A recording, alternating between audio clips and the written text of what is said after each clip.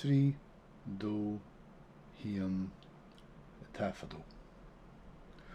Na Ceoltóirí, cuid a trí. Is beag a rinne sí nár chur drámaigh na chraicin féinir. Úl sí amach a siúlóid tí féin lá. Maid an iontach hawrí a bhí an ghrian ag súgra le bláchaí il dathacha, an ghuineas go maireach ag iarraí choristeach ar a spórt, an dawn mór go beoga gliondrach.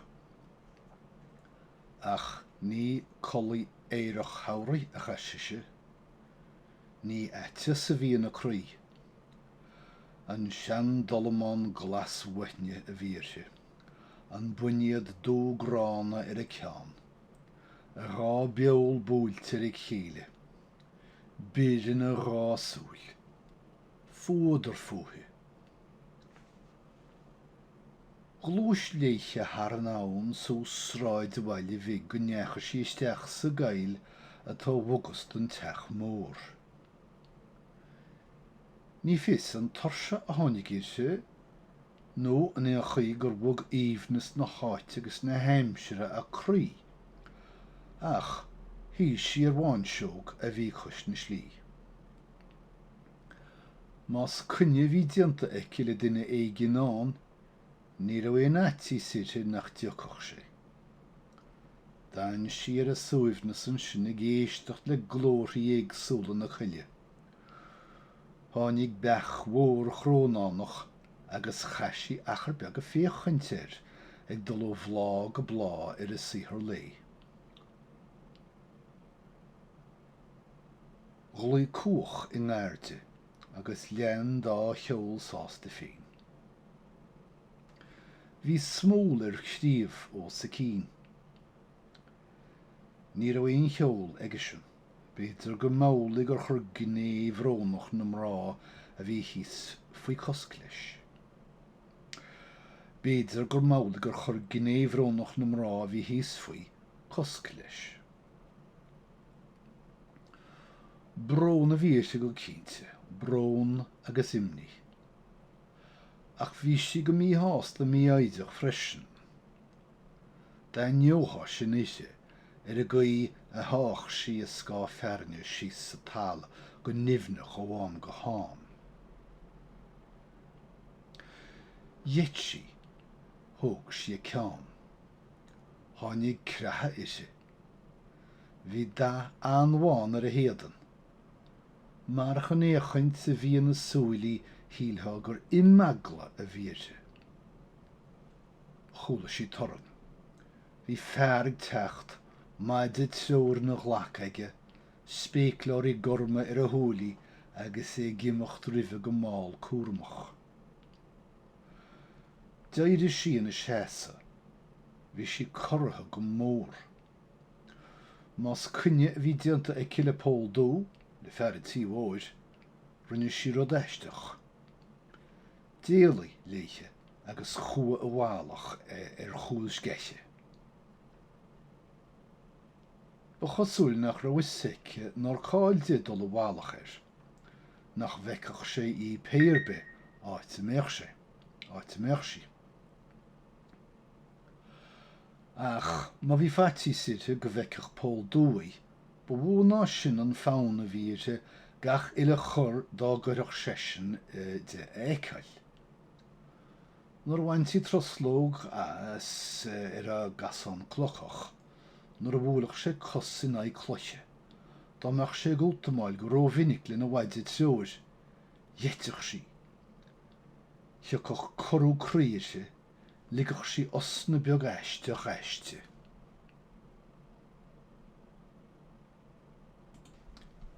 Heas sé sin díreach ar a Éirí Amach, chuir sé clús ar féin. Bhí sé géisteach le gach éigin a bhí an Éirghe, bhí sé géisteach le rud éigin a bhí an Éirghe. Phreab a crí, an ra wisige go raibh duine éigin ina aice. Bhí fáin éise éalú léiche sa le bheici í. Dhéanach freisin, marach grawysig nach virtuch gan a ghulamach an ré os cóir a húl. A bhean da mucha sagat nach ró beocht sna súilí sin. Wain sesin a bhariate, hí sé géisteacht. Hí ceol éigen in a chlúsaí, ceol na beche hí dul ó bhlá go blá a saothar lébéidir. Mar a tháinig an éhid beo sin amach as tom agus chua bhálach an mroin blátha chorcra a bhíag fás ag cosaí an iris. Chua sesin ar a glúnaí le péir be siosannach a bhí eice iste samlá a chlos. Hits na spécláirí gorma dá húlaí, agus an sin chonig an bhean a bhí a bhálach ar chúl na sceise an túfás céanna sa Chonaire Amach scatha ribhir sin. Chonig sí súile milte an éirbhío sa Cóid Amach. Lig sí éan bhéic uamhain amháin agus iadléiche sna bháiscí. Níor tháinig íomhise gur chruis sráid a bhaile bhig. Rinne sí rud aisteach an sin. Laura fuig an minic in dhíir sin. Bhuail sí isteach I deach a fosta. Cí an fear mór spéclárach a bhí sa gimocht leis sa gail, sé le ben a fosta. Ach ní rá sa gceist sin nach leiscéal le ceist é lechar. Bhí aithne eice ar fóldó. Bhí íonna ar bhean a fosta. Nach ra waithne ag a síl fóglach ar fóldó. Dúirt sé sin. Bhfuil sé dál ar san bhean eile. Dál? Céir de bhéadach dál é.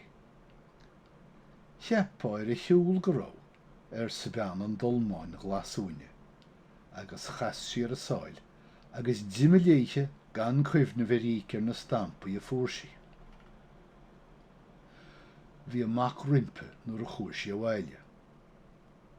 A Anthony sé, bhfuil aithne agat ar fóldó fear I tí bhóid. Chuidú scanra ar a stócach. Bhí sé faoi rún gan inseach do aine beo go raibh sé mór le póldó. Cinn ábhar sa bhí ar bháthais. Cinn teola sa bhíice. Bhí sé deanta. Ní rinne sé bréad léiche riamh, an meach ar tosúanis nó dheasa a bhrise. Chúlas trachtar sésin. Nach é sin an fear a bhí sa ggóil ceol gacha le íche. Ceoltóiríomh go raibh sé dál sé. Níor cholas sa Anthony beag an cheol go fírinneach, níor cholas a riamh.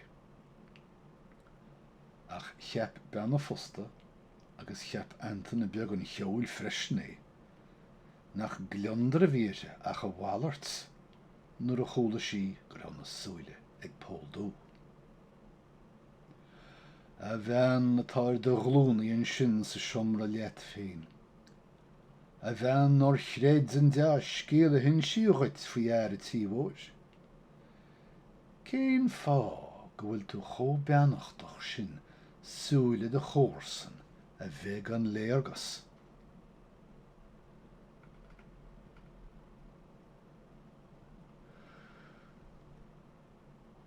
Má bhí Anthony beag an cheol gan cuideach an bainse áil chun minic sa dhéifeach rifir sin, má bhí daoine an a cheachan é féin agus a bháthir. Saola is mó bhí uaige ghil ar cuairtead póldó agus seód an nua ceola ólam. Dá meach sé íche gan a ghalán, bhíoch múisim ar air a tí bhóis. Dá meach sé an dara íche gan cuairte thuirtir, ní síl sanna súifneach a bhíoch ag crosach. Bhí fear I tí bhóir, éis iad na madó agus na muc a thuirtir chrosach bocht íche, nuair a rug sé ar a hen bhailín. Thosa sé ar a gceol le na anam cortha a hiúnú. Ceol bog éitrim a bhain sé as a dosach. an ghaoines ag sirí le lili an lucha.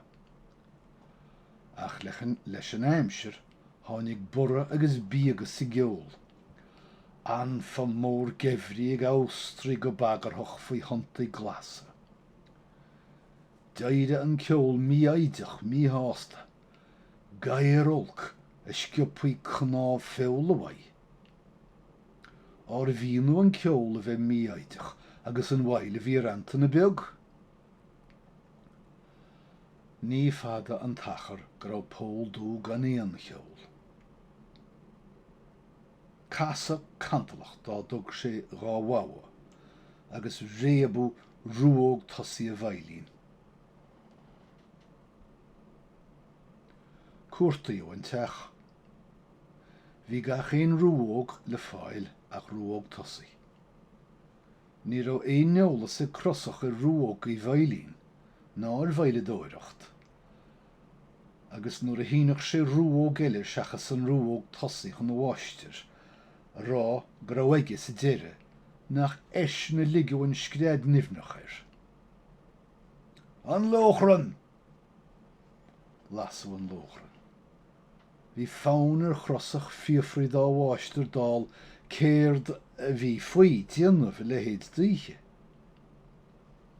Níor le gag le ró dhéanamh. Mo chót am mór! Cuireadh an cót am mór ir. Síniú an mad de trúr chuige. Tá naoiche dorcha agus an bóthar garmh sa pól dú mar bheadh sé go a leisce le crosach. Ní dochar ghuit mé seoirú písa den bhealach. Amach leofainn spéir. Croch sús a lóchran. Rinne crosach álaí.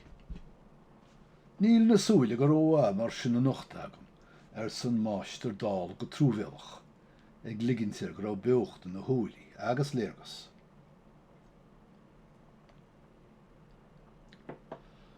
Tá naoiche dorcha bháistir. Bhíorhaid. Agus beidir nach na spéaclóirí róch lán na bháistir. Sin é tártha. Thug sé cúil dá aimsire, dá sreoirí agus thosaí glanna na spéaclóirí le napcín. Ach ar nó do meach se gan ngláán go maidin, ní eicech na súile milti sin réalt ná ré tríche a rís chuiche. Síche tú an bóchar ní searna seoáistir sa crosach go bríagach. An plámasaí. Má bhíosa go nach raibh éon chuí de bear le de chrí a chur ar a bháistir ná ligintir go raibh ábharc aige. Ba iontach an uiche í ag téimeach súla na cheann leis an áilneacht a eiceil. Rééis techt amach sa gail don bhirt, deir leis an ngealach éalú na scamúil a bhí a tóir ó thosach na híche. Chuide an riléiche. Cuirú ruaig ar na scamúil agus bhíidir a gimach leo tresna na spéire nós áram ar a hethe, agus an ghealach go muirga agus go buach ina ní. Tá muide go grosmhóch ar an uis sa crosach.